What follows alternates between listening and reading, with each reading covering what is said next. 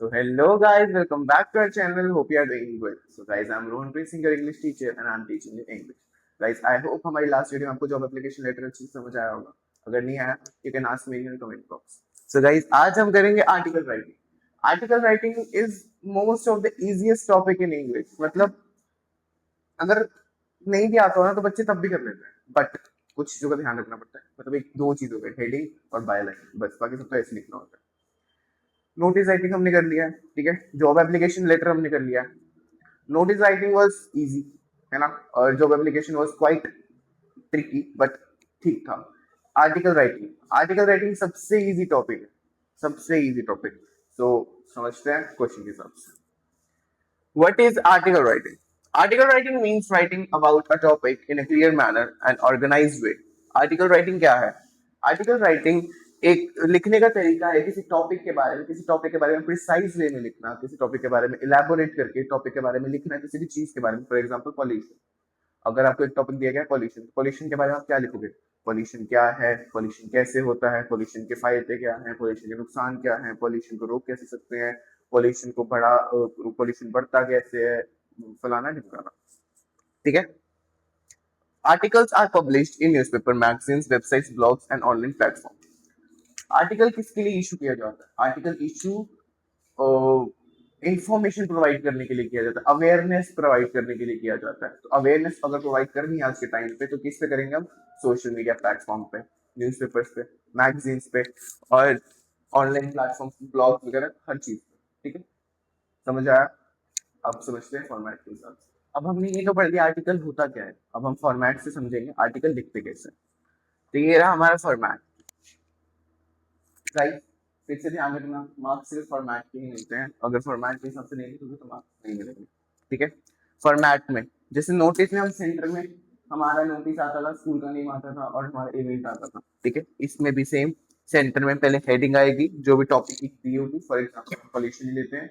Pollution का अगर हमारे पास टॉपिक है ना, तो उसका हम एक हेडिंग बनाएंगे. फॉर एग्जाम्पल कोई एक कोटेशन है, कोटेशन के हिसाब से अवेयरनेस अबाउट पॉल्यूशन और समथिंग लाइक दैट, ऐसे हम लिख देंगे.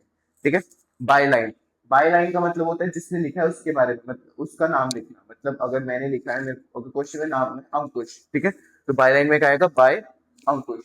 बाय अंकुश. अगर रीना है, by Reena and so on. ठीक है. एक लाइन छोड़ के फिर हम स्टार्ट करेंगे बॉडी हमारी स्टार्ट. और हमारा नोटिस राइटिंग एक ही पार्ट था. उसमें कोई डिवीजन नहीं था. हमारा जॉब एप्लीकेशन लेटर 5 पार्ट में डिवाइडेड था. हमारा जो आर्टिकल राइटिंग है वो है 3 पैराग्राफ में डिवाइडेड. ठीक है. फर्स्ट पैराग्राफ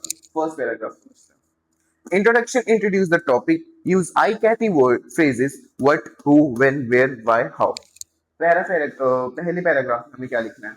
जो भी हमारा टॉपिक है उसके बारे में मुझे एक्सप्लेन करना है, इंट्रोडक्शन देना है.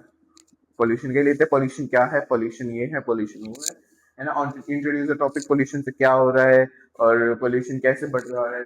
और आई कैटिव फ्रेजेस यूज करने हैं. मतलब पॉल्यूशन मतलब एग्जामिनर के आई कैटिव फ्रेजेस, मतलब जैसे वो फ्रेज पढ़े एग्जामिनर वही फ्रेज पढ़ के आपको मार्क्स दे दे. ठीक है. व्हाट, हु, डब्ल्यू फैमिली से लिखना है. डब्ल्यू फैमिली से सारे उसके आंसर लिख देना है. ठीक है. अब पैराग्राफ से सेकेंड पैराग्राफ में क्या करना? Body. Causes and effects, merits and demerits, what steps should be taken, what government, media and people should do. अब फर्स्ट पैराग्राफ में हमने इंट्रोडक्शन तो दे दिया कि पॉल्यूशन है क्या. अब उसके हल भी तो देने पड़ेंगे ना. तो सेकंड पैराग्राफ में हम क्या देंगे उसकी भी? पहले तो बॉडी पूरे एक डिस्क्राइब मैनर में लिखेंगे. ठीक है. Merits and demerits. पहले मेरिट्स और डीमेरिट्स लिखेंगे. कॉजेज एंड इफेक्ट्स पॉल्यूशन का कॉज क्या है? लंग्स इन्फेक्शन और आई फ्लू वगैरह जो भी प्रॉब्लम्स होते हैं, है ना. इफेक्ट्स क्या पड़ रहे हैं, इफेक्ट्स लिखना है ना. Merits and demerits. उसके फायदे क्या हैं.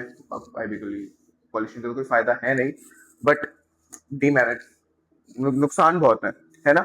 अब उन डीमेरिट्स और उन इफेक्ट्स और कॉजेज के बिहाफ पे गवर्नमेंट को क्या करना चाहिए, मीडिया को क्या करना चाहिए, लोगों को क्या करना चाहिए. ये अवेयरनेस हमें बढ़ानी है. गवर्नमेंट को क्या करना चाहिए? गवर्नमेंट को प्लांट्स लगा देने चाहिए और वगैरह वगैरह जो भी है. मीडिया को क्या दिखाना चाहिए? मीडिया को दिखाना चाहिए पॉल्यूशन के नुकसान क्या है और पॉल्यूशन क्या कर रहा है. पीपल क्या करना चाहिए? लोगों को अवॉइड करना चाहिए जो वो गलती कर रहे हैं जिससे हमारा पॉल्यूशन बढ़ रहा है. ठीक है. सेकंड पैराग्राफ कंप्लीट हो गया।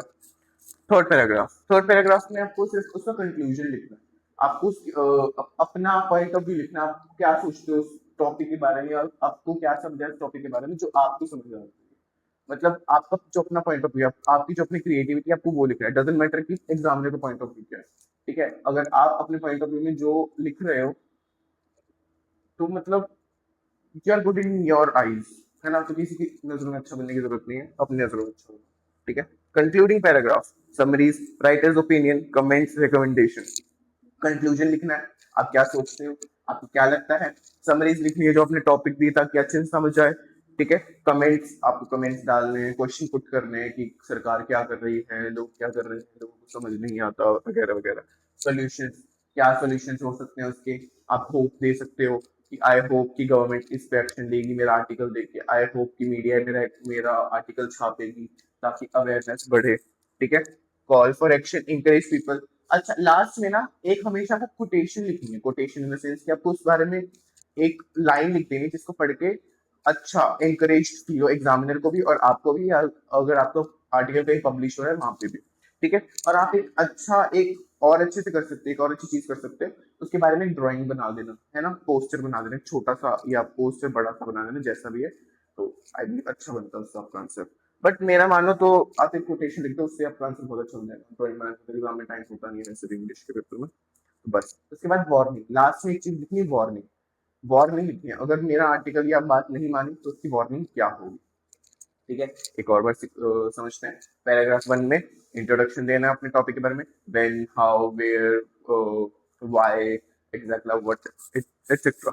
सेकंड पैराग्राफ में डिमेरिट्स, मेरिट्स और कॉजेस, इफेक्ट्स जो भी है ना, और गवर्नमेंट को क्या करना चाहिए, लोगों को करना चाहिए। थर्ड पैराग्राफ में अपना point of view, creativity, conclusion, summary, ये सब लिखना है।